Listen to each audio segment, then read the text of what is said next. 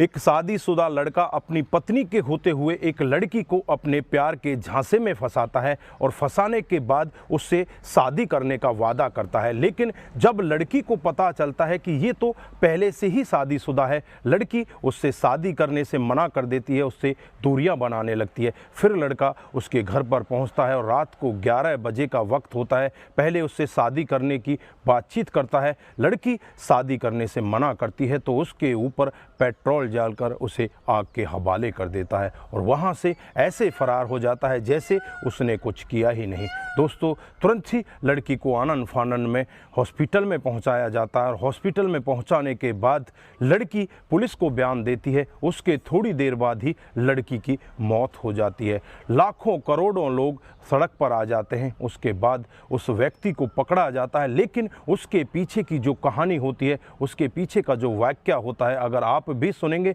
तो एक बार के लिए आपका गुस्सा बहुत ही ज़्यादा बढ़ जाएगा। आइए दोस्तों, जानते हैं पूरा मामला क्या था। नमस्कार, जय हिंद। आप देख रहे हैं APH न्यूज़ राहुल रावत के साथ। तो दोस्तों, आज की जो हकीकत की घटना आपको बताने जा रहा हूं, झारखंड में एक ज़िला पड़ता है रांची और इसी का दुमका क्षेत्र है, इसी का एक थाना क्षेत्र है जरमुंडी थाना क्षेत्र, इसी का बालंकी पंचायत है, इसी का टोला भरतपुर गांव की ये हकीकत की घटना है। यहाँ पर मारुति कुमारी नाम की एक लड़की जिसकी उम्र 19 साल होती है, इसके माता पिता जो कि रामगढ़ खंड के महेशपुर के रहने वाले होते हैं, जो बेहद ही गरीब होते हैं, अपनी बच्ची की अच्छे से परवरिश नहीं कर पाते, इसलिए लड़की को नाना नानी के घर छोड़ दिया जाता है। वहाँ पर रहकर लड़की अच्छे से पढ़ाई करती है, इंटर की पढ़ाई पूरी कर लेती है, इंटर में बहुत ही अच्छे उसके मार्क्स आते हैं। उसके बाद वो आगे पढ़ना चाहती है, लेकिन जो घर वाले होते हैं वो दुमका में उसका एडमिशन नहीं दिलाना चाहते।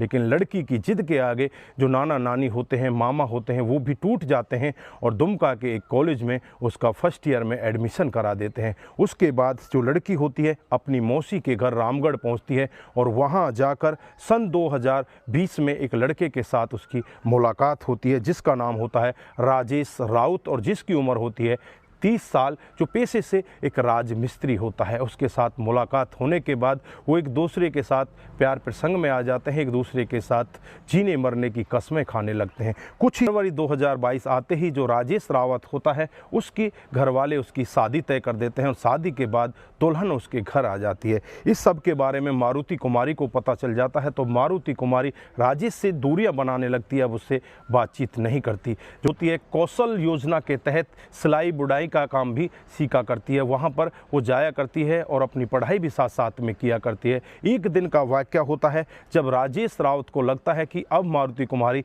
तेरे साथ में बातचीत नहीं करती, अब तू करेगा तो क्या करेगा। फिर वो उसके कौशल रोजगार वाली जगह पर पहुंच जाता है और वहां जाकर उससे बातचीत करने लगता है। वहां पर उसके साथ उसकी दोस्त एक लक्ष्मी होती है, लक्ष्मी भी एकदम से डर जाती है और राजेश रावत उन दोनों को बिठाकर उन्हें अच्छे से समझाने की कोशिश करता है। उससे कहता है कि अगर तूने मेरे साथ में शादी नहीं की, मैं तुमसे शादी करना चाहता हूं, तो तुम्हारा हश्र बहुत बुरा होगा। आज से कुछ दिन पहले का वाक्य है, तुम्हें याद होगा जब एक लड़की को पेट्रोल डालकर जला दिया था, तुम्हें भी ऐसे ही जला दिया जाएगा। इस पर जो लड़की होती है बहुत ही ज़्यादा घबरा जाती है और घबरा कर अपनी जो कौशल रोजगार होता है उसके अंदर चली जाती है और वहाँ जाने के बाद सैकड़ों जो औरतें होती हैं उन सबको इस वाक्य के बारे में बताया जाता है जो वहाँ पर सिलाई बुनाई का काम कर रही होती हैं। तुरंत ही वो औरतों का झुंड बाहर निकल कर आता है और उस झुंड को देखकर राजेश रावत अपने दोस्त को लेकर वहाँ से चुपचाप फरार हो जाता है।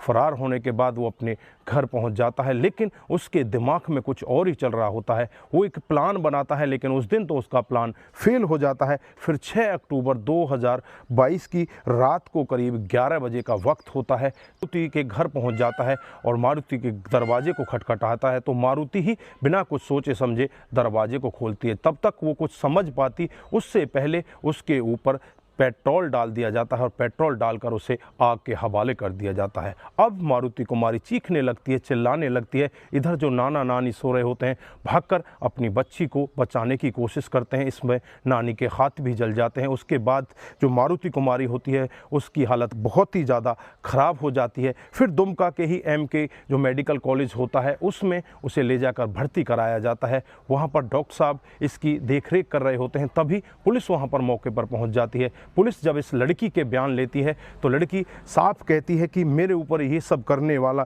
कोई और नहीं, मेरी मौसी के गांव रामगढ़ का ही रहने वाला राजेश रावत है जिसने मेरे ऊपर पेट्रोल डाला है। उसके बाद लड़की की हालत बहुत ही ज़्यादा बिगड़ने लगती है और बिगड़ने के बाद उसे फिर रांची के एक अच्छे हॉस्पिटल में भेज दिया जाता है। वहाँ पर कुछ ही समय का वक्त बीतता है, उसके बाद वो लड़की अपनी अंतिम सांसें छोड़ देती है। लोगों का जोश वहाँ पर देखने वाला होता है, हजारों की तादाद में वहाँ पर लोग इकट्ठा हो जाते हैं और इकट्ठा होने के बाद सड़कों को जाम कर लिया जाता है। पुलिस भी एकदम से हरकत में आती है और अगले ही दिन राजेश रावत को अपनी गिरफ्त में ले लेती है। गिरफ्त में लेकर जब उससे पूछताछ की जाती है तो बस वो यही कहता है कि मेरा ये प्यार था, इसने मेरे से शादी करने से मना कर दिया था।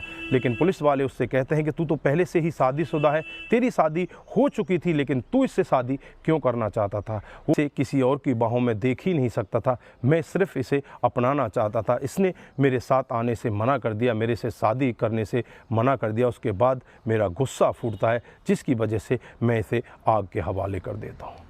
तो दोस्तों, यहाँ पर आप क्या कहना चाहते हैं? ऐसे अपराधी को किस तरह की सज़ा मिले जिससे आगे ऐसे क्राइम ना बढ़ पाए? दोस्तों, इस तरह के crime day by day increase होते जा रहे हैं, डे बाय डे बढ़ते जा रहे हैं। इनके पीछे कभी एक बार बैठकर सोचना कि मुख्य कारण क्या हो सकता है? दोस्तों, आपकी जो भी राय है एक बार कमेंट बॉक्स में ज़रूर दीजिएगा। दोस्तों, इस घटनाक्रम को सुनाने का उद्देश्य किसी को बरगलाना, किसी को बहकाना, किसी पर किसी प्रकार का दबाव बनाना नहीं है। हमारा उद्देश्य बस यही है कि आप लोग जागरूक हों और ऐसे क्राइम के बारे में जानें जो डे बाय डे हमारे समाज में बढ़ते जा रहे हैं। दोस्तों, आज के लिए बस इतना ही।